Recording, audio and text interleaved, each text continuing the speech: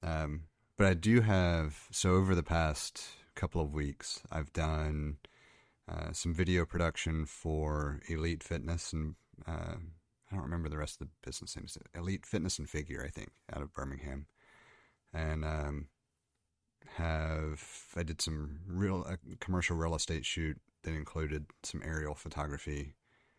And then I've got a photo shoot coming up on Saturday, I think. Yeah, Saturday evening. Um, Overall, like without even really trying, just organic knowledge of people reaching out has generated some leads. So I'm pretty happy with the start. Good, good. I was messing around. I think you'll appreciate this. Um, I'd looked at. I'd been thinking about doing like cameras, security cameras on the outside of my house, and I feel like my house would be pretty good for that, just because it's more or less a rectangle, like almost a perfect rectangle, and the downstairs has like 10-foot ceilings, and the upstairs has eight. No, the downstairs might have. I don't know how tall the ceilings are. But the upstairs has, because I have to stand on something to touch the ceiling. In most houses, I can normally just sort of reach it. My arm span is enough. Anyway, I was looking at doing cameras on the corners because I thought that would be good. So what I did was I got an aerial, satellite view picture of my house, and I was using I put it into a photo manipulation, like I'm using GIMP because I used to have Pixelmator, but I don't know. Let's see, how long ago did I get Pixelmator? Maybe well over a decade. Close to 15 years ago, I got it from the App Store, and this year finally stopped working. Whatever version of Pixelmator that I had from probably 2011. I could probably go look at my email to find out, but it finally stopped working, and so I was using GIMP to use the corners of the house in the satellite image to do to throw out angles or straight lines at specific angles, so that I could see where the overlap would be, where any missing. So it looks like if I wanted to have full, show complete coverage, I think I would need 4 cameras. I don't think there's any way around that. But I was messing around with the angles to see if that was possible. I do appreciate that. Yeah, go ahead. I was just going to say, I doubt you need like full coverage, depending on how you set it up. But that would be, without being there and kind of walking through it, I don't know for sure. But it would be covering the primary angles of attack more than anything, I guess is a good way to think of it. So, like here, right? Like if I were going to do exterior coverage here, which I have plans to do some exterior coverage. You're going to need a ladder for that, aren't you? Yeah. And luckily I know where it is. I would cover the driveway for sure, and then I would cover from the front looking over toward the other side of the house, and that would be it. I guess technically it would be best to have one on the back of the house as well, just to cover somebody jumping a fence, but I don't really have that concern anyway. And the most likely thing would be somebody who would come up and try like the basement door, or peek into the windows more than anything else, unless they were going through the gates to get into the backyard. So like if you identified approach vectors, is probably a better way to think of it, and you cover those approach vectors, then you may or may not need 4 cameras. Well, I just sent you kind of what I was messing around with, and you can see like I started with I did red, green, yellow. I should have done blue for the third color, just to be like, oh yeah, in the order of RGB. But I didn't think about it until just now. But I did red first, and you can see like if I have these are assuming that the camera is 120. Because I was looking at, I was looking at the camera you were just talking about the other day. Because I was looking at some of. I mean, I was already looking at Unify's cameras, and then that Bullet camera, that new one that just came out. It's a good price, and it's weatherproof, so you don't have to worry. I mean, these would be under Eve, so their previous ones would probably be okay. But I mean, for the amount of money, I was like, why would I choose something else? Yeah, same reason I went ahead and pulled the trigger on buying a couple of the ones that I did was because it's like it hits that price point that there's no reason for me not to. Anyway, I did this, and it's like there's no coverage of the backyard whatsoever. So, if I did 4 cameras, it'd certainly overlap everything. But, and it's if you look at the front, basically where the garage door is has no coverage, but there is a camera inside the garage that currently exists. That's like here, like right now, I've got interior coverage everywhere. So any place where someone would be able to get in by breaking a window or coming through a door has camera coverage. And the only reason I'm going to do the exterior is on the driveway side. Occasionally, deliveries will be left over here at these doors instead of the front door. Depending on size or who it is. Yeah.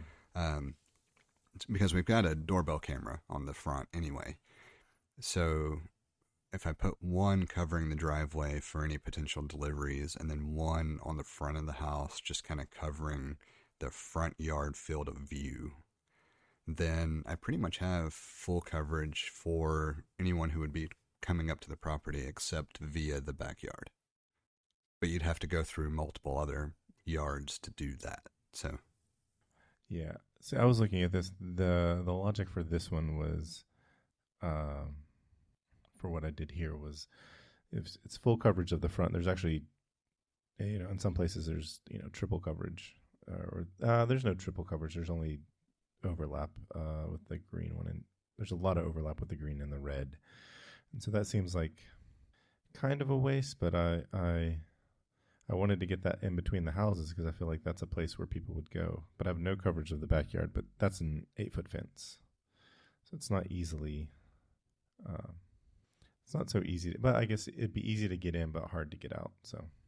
Well, it's like if to our backyard, you've got the privacy panels that are, I think, 6 feet on the front side. But then it's chain link all the way around. And then at the very back, you've got a gate to, cross. I don't know. Well, I know why. It's for easier maintenance of the fence on both sides. Yeah. It's in order to get into the backyard, though, you've got to come through a neighbor's yard. There's just no way around it. Or you've got to go through the gates on either side. And so if I have coverage on the gates, that's going to be the most likely thing for someone who's not actually a intelligent criminal, for lack of better phrasing. And I seriously doubt I would be a target of anybody that would be coming up from the back. And if so, I would assume they're just wanting to get something out of the backyard or off the back patio, because I'm pretty sure anybody who's dumb enough to break into the house, once they see the assortment of like the grappling dummy and the swords and everything else, they're going to say, shit, I'm leaving. Yeah. Anyway, it was at some point I was like, yeah, because like I'm not intending to pull the trigger on anything like this anytime soon. But at some point it was I got the idea. I was like, oh, I want to see what this would like, what field, what the angles would look like, and it got, and then I was like, oh, this is kind of fun to do. Like I want to figure out how to do this and mess around with the angles. What it reminded me of doing is if you use the like the Unify project planner or whatever it is, design center, I think is what they call it. Then you can do similar things both with camera angles and with Wi-Fi coverage. Oh, see, I did not know about that, and I will do that because I also thought about that. I've been thinking about that too. So, or Wi-Fi coverage. So. Yeah, I think you would probably need to create something or know your measurements of scale in order to use it effectively. But I did that when I was mapping out how I was going to lay out the access points in this house. Yeah, I think that would be really cool because, yeah, it would be. I mean, I think it'd just be cool. So, yeah, that is good to know about. Anyway, I got your Slack invite. Should I we just start talking about realized, something that? yeah, I just realized I had never resent it, or I may not have ever sent it to begin with I because think I didn't. I think that you did.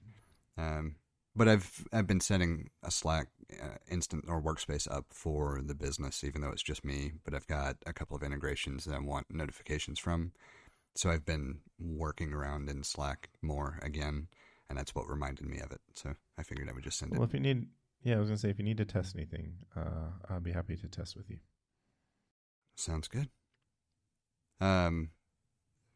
A couple of pieces of that I'm sure will go into the show, but I wanted to real quick just mention I still haven't actually done the whole go for technique for class at this point because there's been just enough of an ache with certain movements that I've decided to play it safe.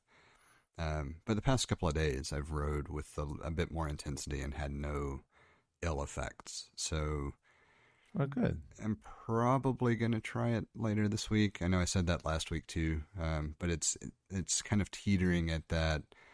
Does it feel okay today, or does it feel like today it's maybe a little stiff and I need to do something else? Kind of healing process. So we'll see. But that was my only real update from my side. But I was curious if you had seen further improvement on managing symptoms and just in general and what the journey has looked like since we last spoke. I definitely have, and I've been able to stay out of the, I've been able to stay out of the bad place since the last time. Since I'm trying to remember the last time I had some. It's been a few weeks. I want to say it's been almost a month since I've had anything really, really bad. And I can also tell I can tell like, oh, I can feel when it's coming on and adjust my diet accordingly so that it never gets bad. Because like for me, the first couple of symptoms that show up when it's like, oh, you need to manage what you're doing, has been like heartburn and just a little extra like burping, and so it's really easy to it's so far now that I know what I'm dealing with, it's been easy to manage it, and I'm pretty happy about that. Well, that's good. It's good. What kind of, like, between the early onset symptoms and having problems, like, I assume that's a few hour window then, if you can kind of respond and adjust, or is it, okay, in the next hour or so, I need to do this thing? I think it's even longer than that. I think it's more than a few hours. Okay. I'm not sure. I don't want to find out, but I feel like it's like it's not, it's like the course, if you think about like course correction, it's not even you don't even I feel like I haven't really had to do too much, but I've also been just not like I don't think I've had, I didn't eat pizza that much, but I'm really so pizza seems like it would be greasy, like all the wrong things, because it's got dairy, it's got greasy, fatty foods, it's got white bread, and I feel like there's nothing, like every ingredient in pizza would set this off. And I know that I've had pizza, like early in the first month that I was doing this. I know I had pizza once and I had no problems, but so I don't have any like adverse. I haven't had any adverse reactions because of pizza, but I like in my head I'm like, oh, that just seems like one I want to stay away from, just because of nothing in it seems to be helpful. So, but I feel like I could eat like a couple of slices of pizza, because that's about all I can eat at this point. I'd be totally full after a couple of slices of pizza, and then I'd be fine. And I don't think that would set anything off. So, I don't know. I've been less since I haven't had any major issues. And I feel like course correction is pretty easy. I've been less focused on what actually causes problems. Makes sense. I was just curious about the Yeah, I'm trying to, make it a lifestyle that I can manage instead of a routine that is taking control over me. Yeah, I understand that approach completely. I mean, we've talked about it before. Like, that was one of the defining things for me about, I don't mind doing this thing for a short time frame, but long term, it has to have these particular aspects. And so, yeah, I get it. I think that does it for everything I had in the pre-flight, right? So, Yeah, maybe we should talk about something of substance again for a change. yeah. I think we could do that. I was really, I was uncertain whether I was going to put these in the notes, but as I was looking over the articles that I linked, and some others, like I didn't include everything that caught my eye. I kind of felt like I had to. There's not any one thing. It's more the combination of things feels so absurd. And they're fairly cohesive. Yeah. So the first one I just loved in general. This is to me very. This is reminiscent of something I would do. So I came across an article where That's so good. The GOP presented a bill trying to rename or lobbying to rename what is it, Dulles International Airport. Basically, named after Bob Dole. I think it's William or Washington Dulles. I don't know. It's Dulles or something to that effect. If I pull up the article, I could look, but it doesn't matter. So the GOP wanted to rename an airport and put it in Trump's name to honor him for whatever reason. It's the one in D.C. Yeah. Dulles? Yeah. Okay, yeah. Okay. And so the headline is Democrats see the GOP bill to rename airport after Trump, raise them one to name a federal prison after him instead. Oh, my God. Would it be a federal prison in Georgia? That would be even better. I didn't look to see where it was located, but that maybe I'll pull up the article in a moment. But everything about it is just so absurd. Like, I understand plenty of renaming efforts, for sure. I get where a lot of them come from. You can't tell me there's anything worthy of renaming an airport after the former president in any capacity. It's not like they're arguing that the current name is racist. They're just trying to change the name. Yeah. Yeah, I have no words for that. And I mean, I think there have been plenty of words on former episodes where you could fit my words into this particular scenario. But I was going to say it is in Florida, not Georgia. And it would be the Miami Federal Correctional Institution being renamed to the Donald J. Trump Federal Correctional Institution. That'd be excellent. I would vote yes for that for sure. Me too. But this part of why I linked this headline. So this one, of course, is fun. We can poke fun at it.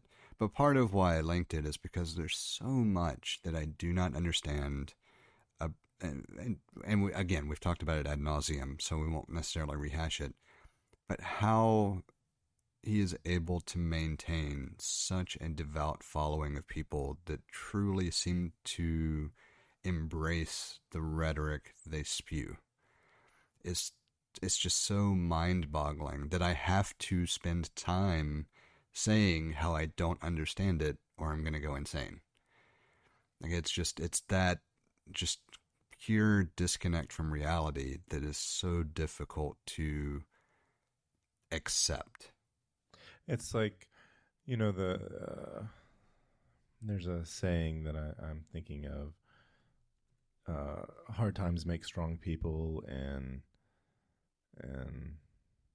easy times make soft people. I've heard some variation of that, yes. Yeah. I was changing. It's in the original quote. It's men, but I'm changing it to people because it's people. It's not just men, but it's from Those Who Remain by. It's a post-apocalyptic novel called Those Who Remain by Michael Hopf, or at least that's the first hit on Google. And I'll change it to hard times create strong people. Strong people create good times. Good times create weak people, and weak people create hard times. And I think we're in the weak people creating hard times phase of this. It definitely feels like it a lot of times. If you want to throw back, this is that's 4 items, and that 4 areas that fit into a turning. Am I right? Did I remember that correctly? Yes. Yeah. So that kind of lines up. I swear search in notes is absolutely horrible. I know. So when I do a search, it searches the everything I have in iCloud, not just what I wanted to search. I just wanted to search in the Untitled podcast, and it wouldn't. Yeah, so this is where I'm actually I'm going to use my transcripts. I'm going to search for it there. Because it wasn't that long ago. So we talked about it in episode 130 for sure, because I've got some hits that came up from there. I think that's it. Yeah, and this was and a hero walk into a bar. What a great title! So much faster than using the search feature in notes as my little quick grep of transcripts. Isn't that something? It's fantastic. But I mean, yeah, it does line up really well. And at the same time, though, like it's so. I think here's my disconnect with it. I think it's so difficult to accept being a strong person in a weak person's time. I think that's where the disconnect comes from. That's a really good. Oh yeah, that's very interesting. Maybe we might need to actually contemplate that and maybe follow up with a show on the mindset there, because I feel like there's some things that I'm not prepared to speak about necessarily now, but I do think that opens a line of inquiry that could be interesting to try to reconcile. Mm-hmm. I think that would be a fun topic to discuss. What I wanted to look at was the hard times line up with the crisis, and the good times might be a little bit out of order based. So it's only 3 things. You got hard times, good times, and you just have hard times and good times. But you have I guess you have the hard times make strong people make good times create. Okay. Yeah, I mean it still lines up because you have the high, you have the good times. Yes. It's just the ordering is a little bit different because you start with the high when we're talking about the turnings as opposed to starting with the hard times. Yeah. But it still lines up. I forgot how much fun it was to create that diagram too. I know, it's a cool diagram. It's a very cool diagram. I was looking at yours. I was like, I remember when I made mine, I really liked mine, but I feel like yours was a good look on. It's a good reference for like the 4 turnings that America has existed through. The more recent history is. Oh my God! I can't believe we've had 11 world wars. World War 11. Oh my gosh! Somebody made a comment. Somebody made a comment about that tonight, and I said, yeah, that's what did in the Roman Empire. It was the numerals. The Roman Empire would still be around if they'd had a better numbering system. I don't know that I have a comeback for that. There's the only thing. I mean, the only thing keeps coming to mind is just how often do you think about the Roman Empire? The whole meme thing. Yeah. It's not a lot for me. Me either. Like I jokingly, so when I was asked that, I said all the time, of course, because I had already seen the memes about it. Right. You gave them the answer they were looking for. Yeah, but realistically, I don't know the last time I ever actually consciously thought about the Roman Empire other than every Ides of March. No, right. Okay. Did you know that the other months have Ides as well? Yeah, but it's not as much fun. If you want to know anything marginally more about the other months with Ides, you can listen to Reconcilable Difference podcast. There's some episode that they do that. You should use search to find out which one it is, because I don't know, but it's from 2024, so that's the closest I'll get. Anyway, yeah, the Ides of March are the best Ides. So, well, and the main reason I remember it so easily and always think of it is because the correlation to my brother's birthday as well. Oh, not the murder of Caesar. Julius. Well, yeah, so my brother's birthday prompts the remembering Caesar's death and thus remembering the Roman Empire. Sure. Yeah. That's an interesting week too, because also in that week, not necessarily in the calendar week, but in that 7-day stretch, you've got Mario Day, March 10th, for people who do their dates backwards or out of order. You got March 10th for Mario, and then you've got Pi Day because it's 3/14, and the Ides of March. Is it March or May that was historically bad for Russian dictators? Do you remember off the top of your head? I don't, but I do remember how many wives Henry VIII had. I actually don't know if I know the exact number. It's 6. He divorced the first one, beheaded the second one, third one died of quote-unquote natural causes. Then he divorced the fourth, killed the fifth, and the sixth one survived. Because it was divorce, beheaded, died, divorce, beheaded, survived. Yeah. Almost a pattern. We're so off topic. I mean, it rhymes. It's a good mnemonic device. So, and I was remembering correctly that it is March that was officially a difficult month for Russian rulers, because Stalin died on March 5th, Alexander II was murdered on March 13th, Nicholas I was abdicated on March 15th, Ivan the Terrible died on March 28th, and Paul I got strangled on March 24th. Wow. So so no luck for getting rid of Putin this year. So the only reason I could pull that up so quick is because I actually posted something about it. Because my follow-up was not that I'm implying anything, but tradition is important. And that was back in is it only a year ago that he invaded Ukraine? Yeah, March 23. Wow.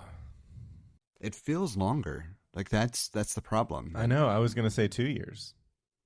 But no.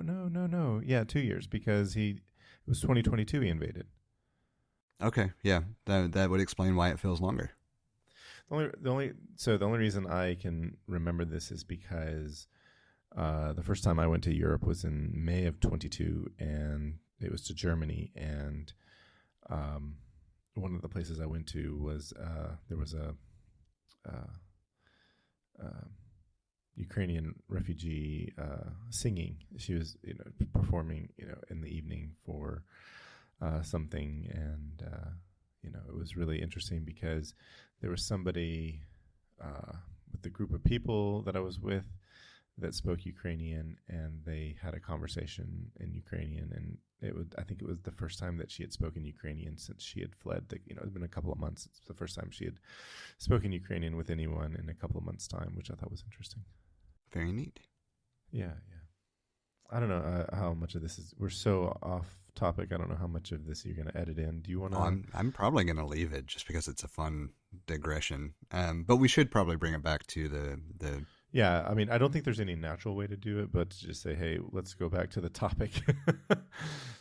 Well, I mean, we could just pause for a second and say abortion, and that's a segue, right? Oh, that is just a segue, yell it. Because it is, yeah. It's like it. I mean, so yeah. If we go back, the first article, obviously, I loved and linked before we started our long digression because of the kind of comic nature of it. But that begs the question: would you have to create a something? No, obviously it wouldn't be created, but there'd have to be a tradition, an unwritten tradition of never putting in a person into a prison that is named after them. No, I think it's better if you put them in the prison that's named after them. I don't know. I feel like the inmates there might not I feel like that might be a problematic because I feel like in prison, um, there are things that you're allowed to do and not allowed to do, and prison tends to attract folks that are not rule followers, and so there might be some, it could be problematic for that one person. I failed to see the problem. Uh, um, So tell me about these zombie abortions in Arizona, because I believe that requires some further explanation on my. I could read the article, but I'd rather hear you talk about it. yeah, the headline did catch me by surprise, which is why I even pulled it up to begin with. So I did not realize that there is a thing called zombie law, basically, or a zombie law, or referred to as a zombie law, that is basically a law that is still on the books, but has been generally accepted as not being enforceable or rendered obsolete in some fashion. In Arizona, with Roe v. Wade being overturned, a much, much, much earlier law that was in the books prior to Arizona even becoming a state and codified in 19 something, whenever I assume Arizona became a state. I didn't read that close. But codified later. So a law stemming from pre-women's rights, being able to vote, etc., codified in the 1900s, has now been ruled by there's Arizona Supreme Court, state Supreme Court, to be the in effect law because Roe v. Wade is what would have superseded it, and further laws that have been put on the books have not actually superseded it. They were additional bans that restricted abortion access post Roe v. Wade. And so the original complete total ban, with the exception of like life-threatening complications, has gone into effect, or has been ruled to go into effect, I think, in July. It might be now, but either way, it's soon. And I mean, it's despicable on a number of levels because, one, you have a large swath of the population who obviously was unable to even vote on it at the time that it was voted on, residing in the state. And then you have further newer laws that would be more lenient, with like the 15-week ban that the state codified more recently than that for sure. But because of the ruling, the pretty much total ban will go into effect until other action is taken, which is just a continued further assault on women's rights that I do not understand. Or let me rephrase, because I understand it, and I think it's absolutely asinine and bastardized in so many ways that I have no words for how wrong it is. And it's easier to just say I don't understand it. Yeah, I don't. It's a. I was just going to say, spoiler alert, it's the evangelicals, but whatever. Well, I was just going to say, at this point, the turn of phrase "I do not understand" is not something that we can take literally anymore. It's a catch-all for, I have so many words about how bad this is that I just can't verbalize it. Like that's what's so problematic. We've reached a point where not only is news false and misinformation runs the day, but people who are capable of rational thought see so many things that are so fucked up, they're just not sure how to verbalize it anymore.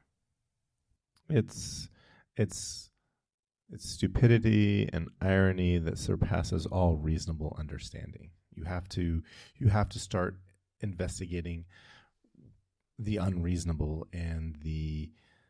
I guess you have to start, understand. You have to start focusing on what are these where do these unreasonable ideas and thoughts come from? Yeah, so it's interesting, for sure.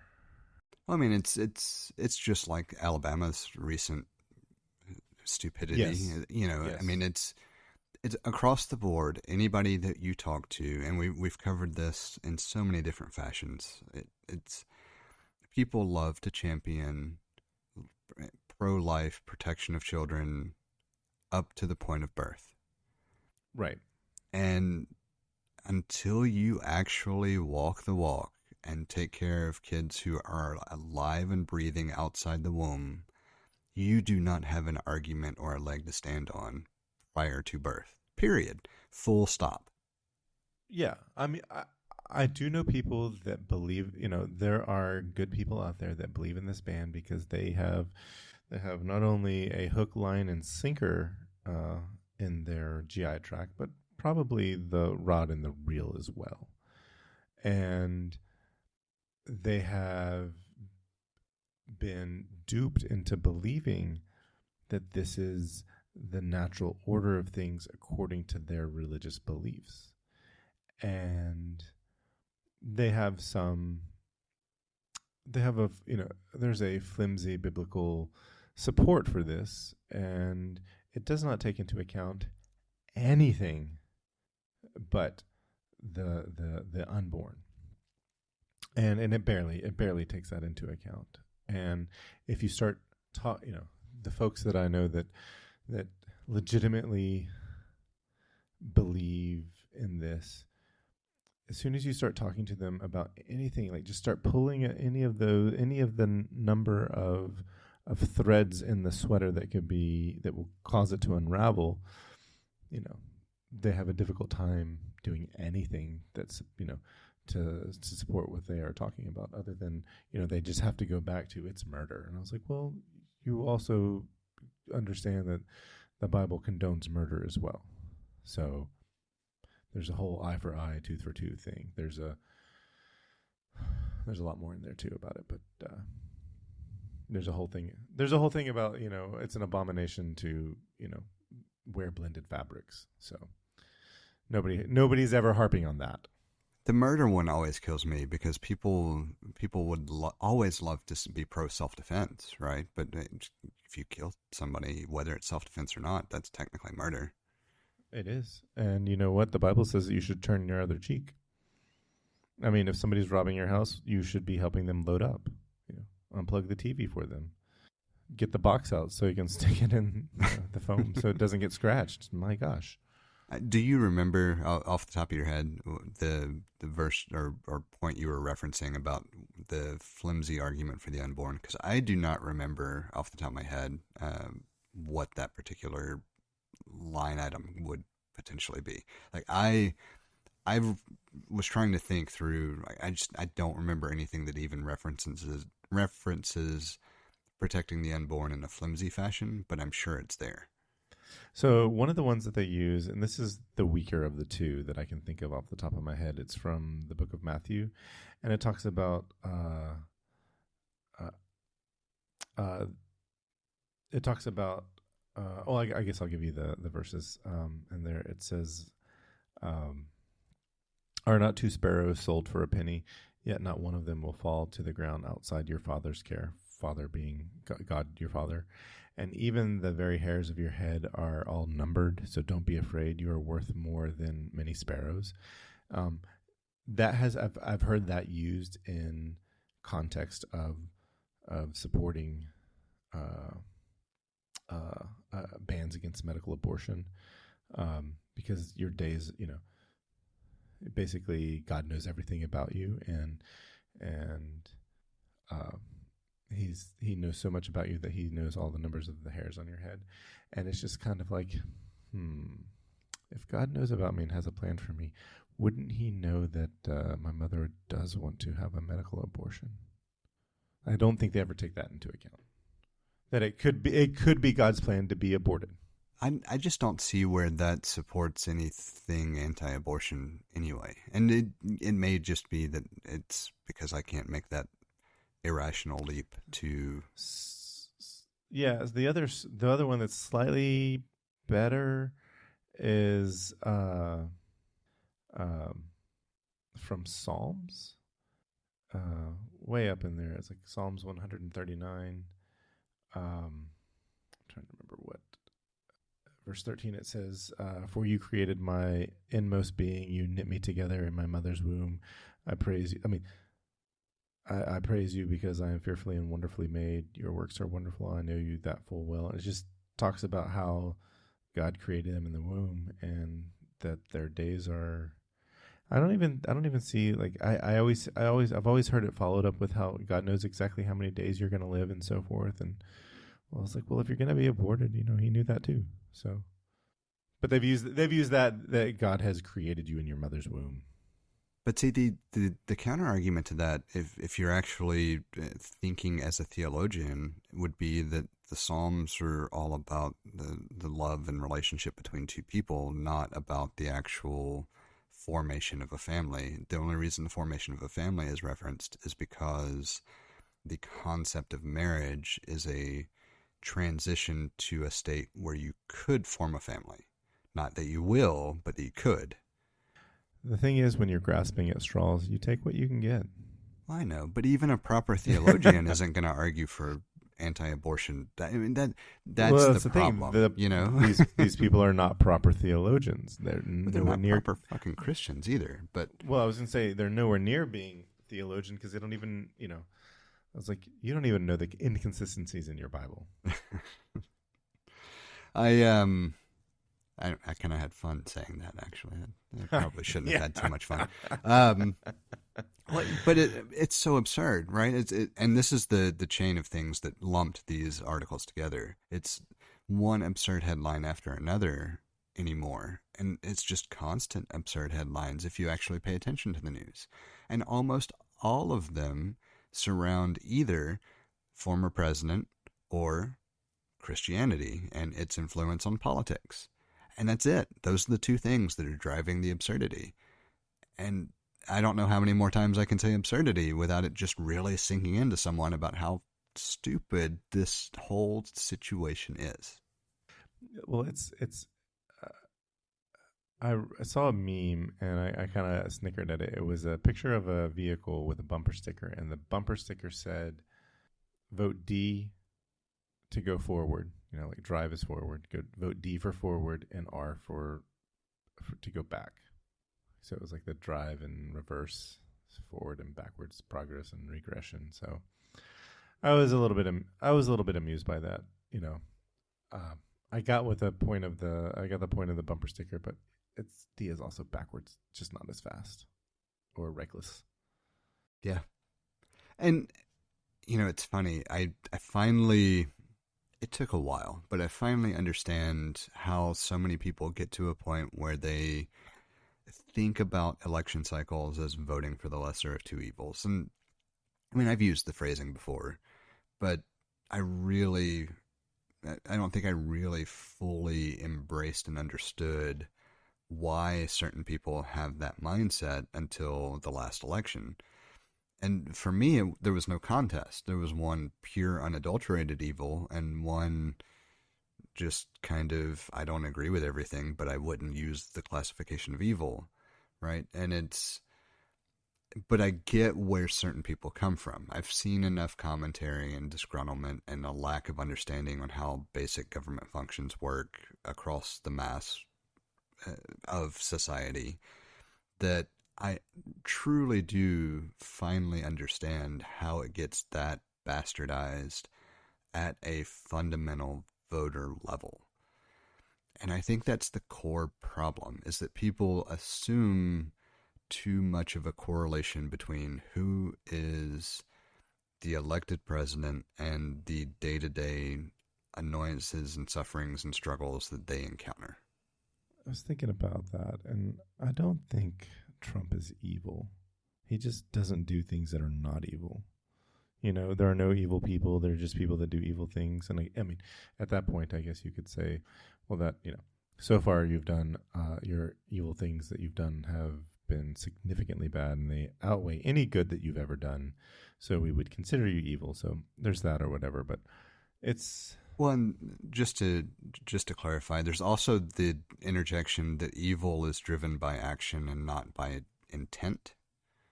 And so by that definition, you could say that if you don't do anything furthering, positive outcomes that Evil you're by evil. omission. Yeah.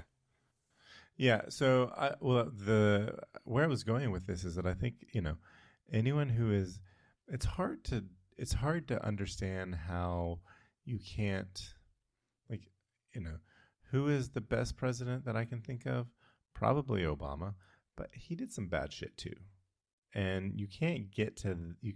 I don't think you can get to the Oval Office without being willing or having to do bad shit, evil things.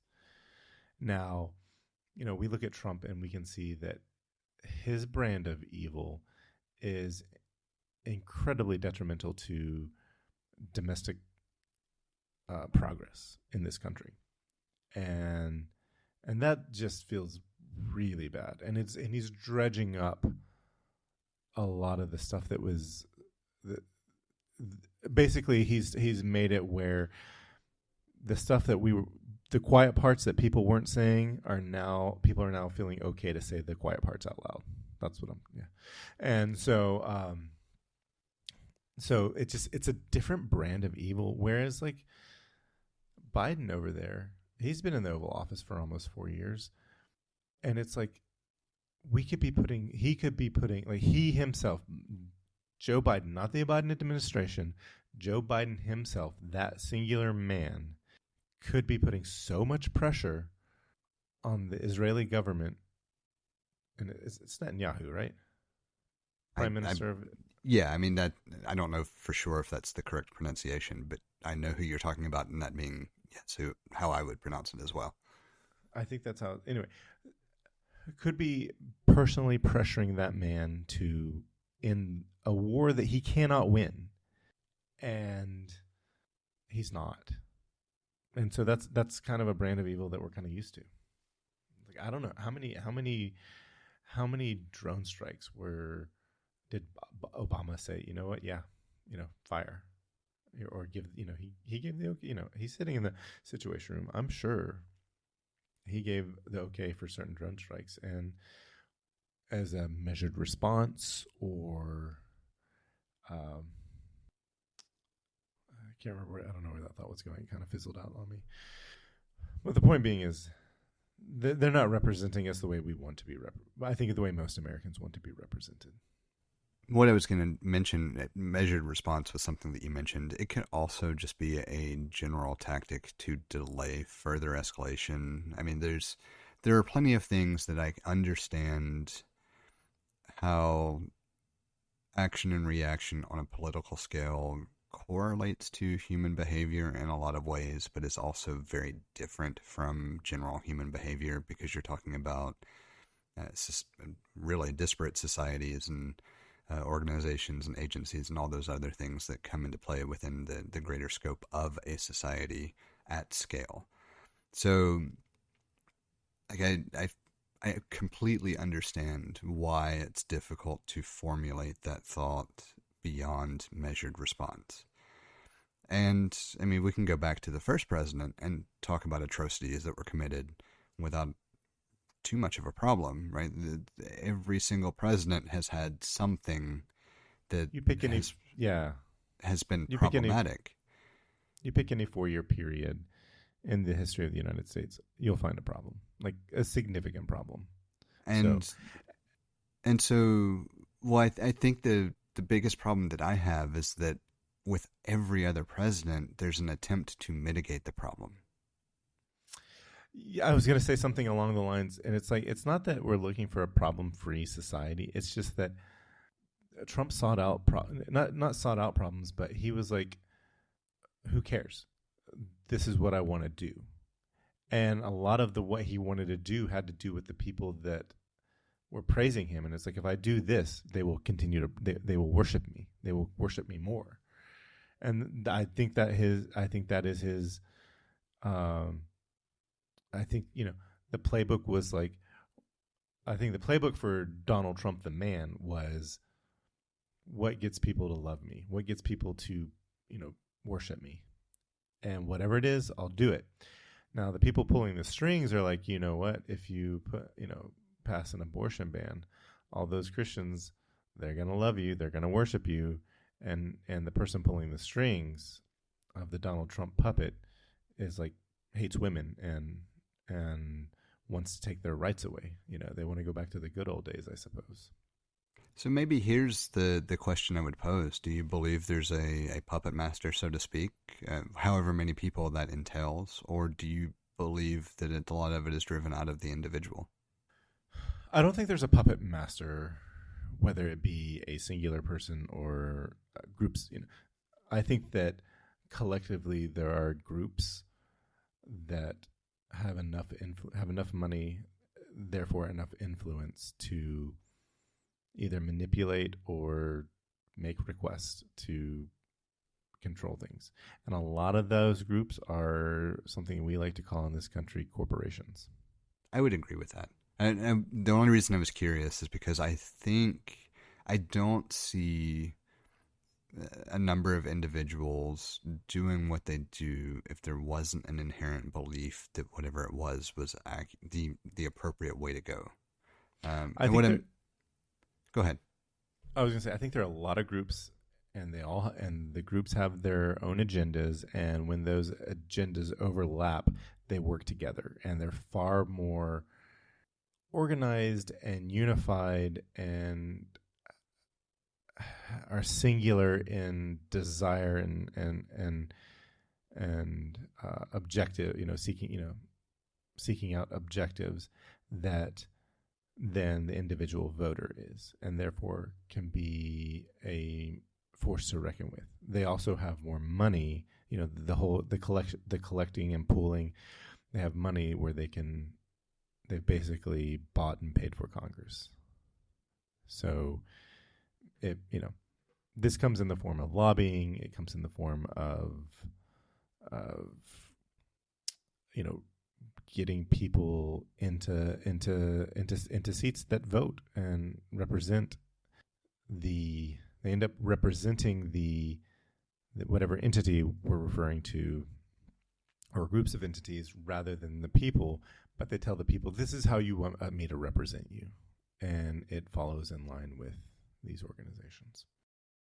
We have a number of different ways set up for you to get in touch with us to provide feedback, ask questions, or just comment in about something we've discussed. You can hit us up on Twitter or Instagram at untitled_hosts, or shoot an email over to untitled.hosts@gmail.com. Or get in touch directly with Jesse at jthart.com, or get in touch with me, John, via telepathy. If you would like to support our work or are interested in listening to our new after show feed, head over to patreon.com/theUntitledPodcast and take a look at the options we have set up. Thank you for listening. We hope you've enjoyed the show. And we hope to connect with more of you as we continue this journey. That's a wrap.